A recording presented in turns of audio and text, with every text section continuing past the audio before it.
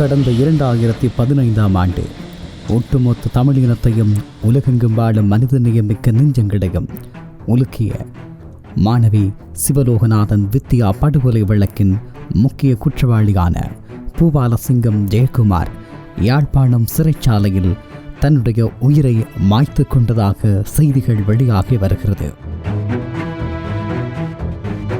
2015 மே 13 யாழ்ப்பாணம் புங்குடுதீவு 9ஆம் வட்டாரத்தைச் சேர்ந்த 18 வயது மாணவி சிவலோகநாதன் வித்யா தனது உயர்தர கல்விக்காக வழக்கம் போல புங்குடுதீவு மகாவித்தியாலயத்திற்கு புறப்பட்டார்.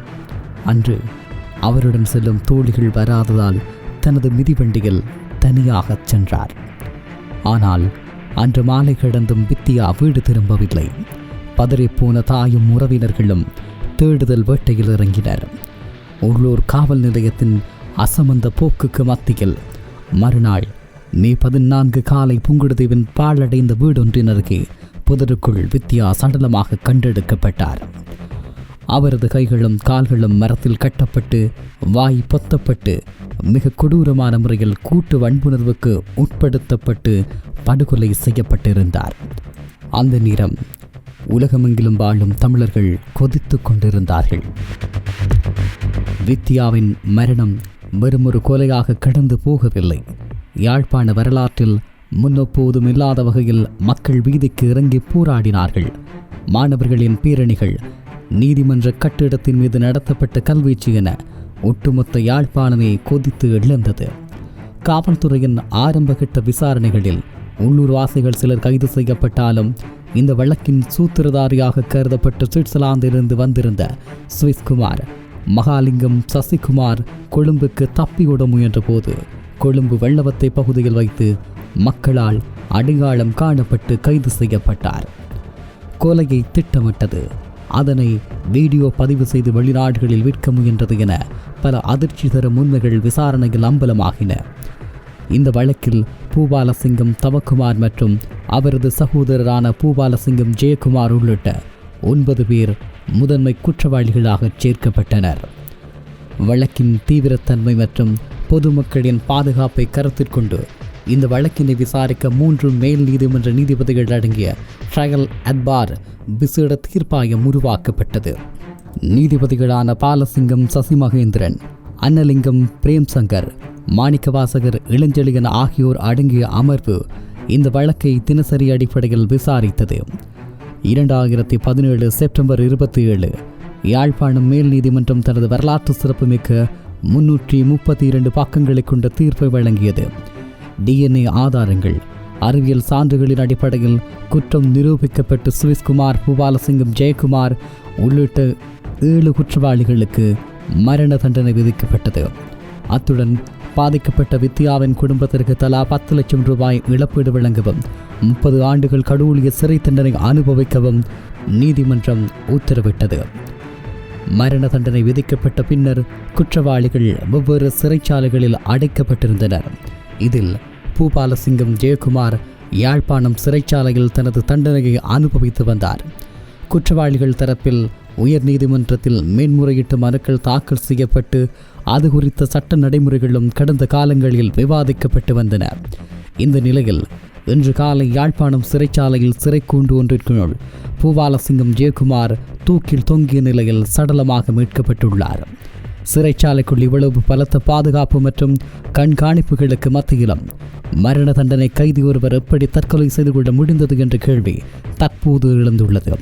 இது திட்டமிட்ட தற்கொலையா அல்லது இதற்கு பின்னால் ஏதேனும் உள்நோக்கங்கள் இருக்கிறதா என்பது குறித்து சிறைச்சாலை திணைக்களமும் காவல்துறையினரும் தீவிர புலனாய்வு விசாரணைகளை ஆரம்பித்துள்ளனர். பூபாலசிங்கம் ஜெயக்குமாரின் இந்த மரணம் சட்ட புத்தகங்களின் வழக்குகளை தாண்டி ஒரு காலத்தின் தீர்ப்பாகவே பார்க்கப்படுகிறது.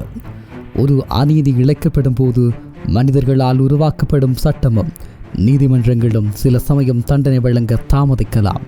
ஆனால் பிரபஞ்சத்தின் நீதியும் காலத்தின் விதியும் தப்பித்தலை அனுமதிப்பதே இல்லை. வித்யா கொலை செய்யப்பட்டு 11 ஆண்டுகள் கடந்துவிட்ட நிலையிலும் அந்த பாவம் குற்றவாளிகளை நிம்மதியாக வாழவிடவில்லை என்பதை இந்த தற்கொலை உணர்த்துகிறது. தூக்கு கயிறை எதிர்கொள் நோக்கியிருந்த ஒரு கைதி சிறையின் தனிமைக்குள்ளும் தன் மனசாட்சியின் சாட்டையடிக்குள்ளும் சிக்கி தனக்கான தூக்கு கயிற்றை தானே தேடிக்கொண்டது. காலம் எழுதிய இறுதி தீர்ப்பு. வித்யாவின் ஆன்மாவிற்கு செய்யப்பட்ட அநீதிக்கான விலையை சட்டமற்றமின்றி காலமும் ஒவ்வொருவராக வசூலித்து வருகிறது என்பதற்கு இப்படியான சம்பவங்களும் சாட்சி பகர்கின்றன. பூபாலசிங்கம் ஜெயக்குமாரின் இந்த மரணம் ஒரு கைதியின் தற்கொலையோ அல்லது ஒரு வழக்கின் கோப்பு மூடப்படுவதோ அல்ல. இது அநீதிக்கு எதிராக காலம் எழுதிய சொந்த கரங்களால் எழுதி முடித்திருக்கும் ஒரு தார்மீக தீர்ப்பு என மக்கள் தங்கள் கருத்துக்களை சமூக ஊடகங்களில் வெளியிட்டு வருகிறார்கள். கடந்த 11 ஆண்டு காலமாக புங்குடுதீவின் அந்த பாழடைந்த பற்றைக்குள் உதிர்ந்து போன வித்யா என்ற ஒற்றை பிஞ்சு உயிரின் மரண ஓலம் ஈழத்து மண்ணின் காற்றில் கரைந்து தான் போயிருந்தது. மனிதர்களால் இயற்றப்பட்ட சட்டங்களும் நீதிமன்ற கூண்டுகளும் குற்றவாளிகளுக்கு மரண தண்டனையை அறிவித்த போதும் மரண பயத்தின் விளிம்பில் அவர்கள் மேன்முறையீட்டு மனுக்களின் பின்னால் தஞ்சம் புகுத்து தப்பிக்க முயன்று கொண்டுதான் இருக்கிறார்கள். மனித நீதி சில சமயம் தாமதிக்கலாம், சலுகைகள் காட்டலாம். ஆனால் பிரபஞ்சத்தின் நீதியும் விதியும் எப்போதும் பாரபட்சம் பார்ப்பதில்லை என்பது சமூக ஊடக ஆர்வலர்களினதும் மக்களினதும் உருக்கமான கருத்துக்களாக இருக்கிறது. சிறைச்சாலையின் இருண்ட தனிமைக்குள்ளும் இரும்பு கம்பிகளுக்கு பின்னாலும் ஜெயக்குமாரை துரத்தியது அரசாங்கத்தின் காவல் அல்ல, மாறாக அது அவர் செய்த கொடூரத்தின் நிழல்களும் தனது மனசாட்சியின் கோரமான சாட்டியடைகளும் தான். மரண தண்டனை என முடிவாகி ஆயுள் தண்டனை அனுபவித்துக் கொண்டிருந்த அந்த நபர் சிறை காவலர்களின் கண்களை தப்பி தன்னை தானே தூக்கு கயிற்றை தானே தேடிக்கொண்டார் என்றால் அது சட்டத்தின் ஓட்டை அல்ல, மாறாக பாவம் செய்த தன் சுமையை தாங்க முடியாமல் காலத்தின் காலடியில் மண்டியிட்டு ஒரு நிகழ்வு என்றும் குறிப்பிட முடியும். ஒரு பெண்ணின் உடலையும் ஆன்மாவையும் சிதைத்து அவளது கனவுகளையும் ஒரு தாயின் தாலியறிந்த கதறலையும் வேடிக்கை பார்த்து வரும் இந்த பூமியில் நிம்மதியாக வாழ முடியாது என்பதை இப்படியான தற்கொலைகள் மிக கனதியாக உலகுக்கு உணர்த்தி கொண்டே இருக்கிறது என்பது பலரின் அபிப்பிராயமாகும். வித்யா படுகொலை செய்யப்பட்டு அந்த 2015 மே மாதத்தின் கருப்பு அத்தியாயம் இன்று யாழ்ப்பாண சிறைச்சாலையின் கூரை உத்திரத்தில் ஒரு சடலமாக தொங்கியபடி அதன் இறுதிக்கட்டத்தை எட்டியுள்ளது. வித்யாவின் ஆன்மாவிற்கு இழைக்கப்பட்ட அநீதிக்கான விலையையும் ஒவ்வொரு குற்றவாளியிடமிருந்து காலம் மிக துல்லியமாக வசூலிக்க தொடங்கியிருப்பதாக பலரும் பேசிக்கொள்ளுகிறார்கள்.